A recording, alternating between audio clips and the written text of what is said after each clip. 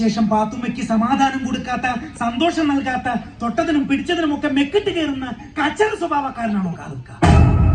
എന്താ എന്റെ നിതീഷ് മോനെ ഇങ്ങനെ കണ്ണിച്ചോളം രണ്ടു പറയണത്?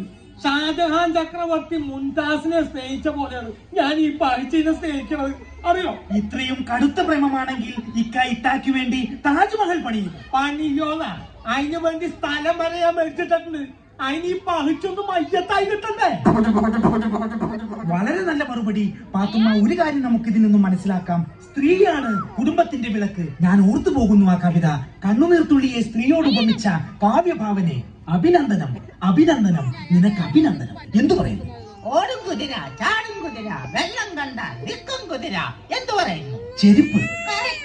കേരളം പോലെയല്ല ഇന്ത്യ, ഇന്ത്യ പോലെയല്ല ഭാരതം. ഇത് രണ്ടും കമ്പയർ ചെയ്താൽ എന്താണ് അമേരിക്കയുടെ സംസ്കാരം? അമേരിക്കയെ സംബന്ധിച്ചിടത്തോളം എനിക്ക് ആർക്ക് വേണമെങ്കിലും പൊതുസ്ഥലത്ത് വെച്ച് ചുംബിക്കാം, പക്ഷെ മൂത്രമൊഴിക്കാൻ പാടില്ല. എന്നാൽ ഇവിടെ എങ്ങനെയാണോ? പൊതുസ്ഥലത്ത് വെച്ച് ആർക്ക് വേണമെങ്കിലും മൂത്രമൊഴിക്കാം, പക്ഷെ ചുംബിക്കാൻ പാടില്ല. പിന്നെ എങ്ങനെ ഇതുപോലുള്ള ദമ്പതികളുടെ പ്രണയം ഉണ്ടാകും?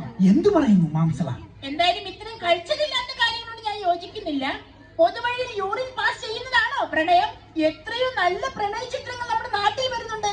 ആ ചിത്രങ്ങളിലൊക്കെ നായിക നായകന്മാരെ പോലെ ഇവർക്ക് പ്രണയിച്ച് ജീവിച്ചൂടെ? എന്താ ഈ ഹംക്ക് പറയുന്നത്? എടോ മാംസനെ, സിനിമയില് നായിക നായകന്മാര് പ്രേമിച്ച് സ്നേഹിച്ച് അഭിനയിച്ചു എന്ന് പറഞ്ഞാൽ അവർക്ക് ആ ഷൂട്ടിംഗ് കഴിയുമ്പോ കൈ നിറച്ച് കാശ് കിട്ടും. ഈ വക ബീസുകളുടെ പിന്നാലെ പ്രേമിച്ച് നടന്ന 10ന്റെ പൈസ കിട്ടുമോ? ആ പദവിയുടെ അർത്ഥറിയാർക്ക് അതറിയണമെങ്കിൽ ഇന്ത്യ എന്താന്ന് മനസ്സിലാക്കണം. അക്ഷരങ്ങൾ അച്ചടിച്ചു കൂട്ടിയ പുസ്തകത്തിൽ നിന്ന് ഇയൊന്നും പഠിച്ച് മനസ്സിലാക്കിയ ഇന്ത്യ അല്ല അനുഭവങ്ങളുടെ ഇന്ത്യ.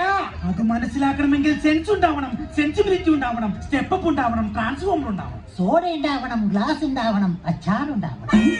ഇതൊന്നുമില്ലെങ്കിൽ അതുപോലെ തലയ്ക്ക് പ്രാന്തെങ്കിലും ഉണ്ടാവണം. ഇങ്ങനെ ഒരു ലൈസൻസുമില്ലാതെ പുരുഷന്മാരെ അവഹേളിക്കുന്നതാണ് നിങ്ങളെ പോലുള്ള വിവരം കണ്ട സ്ത്രീകളുടെ പരാജയം. സത്യത്തിൽ അതാണോ പരാജയം? എന്തോന്ന് പരാജയം?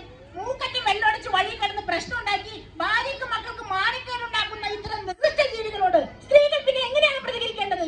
ഇനി സ്ത്രീകളെ അടക്കി ഭരിക്കാൻ ഒരു പുരുഷന്മാരെയും അനുവദിക്കുന്ന പ്രശ്നമില്ല. പുരുഷന്മാരെ ഇങ്ങനെ അടച്ചാക്ഷേപിക്കരുത്. അടച്ചല്ല, നിങ്ങളൊക്കെ അടിച്ചാണ് ആക്ഷേപിക്കേണ്ടത്. എന്തിനധികം പറയുന്നു? നിങ്ങൾ ഏതൊരു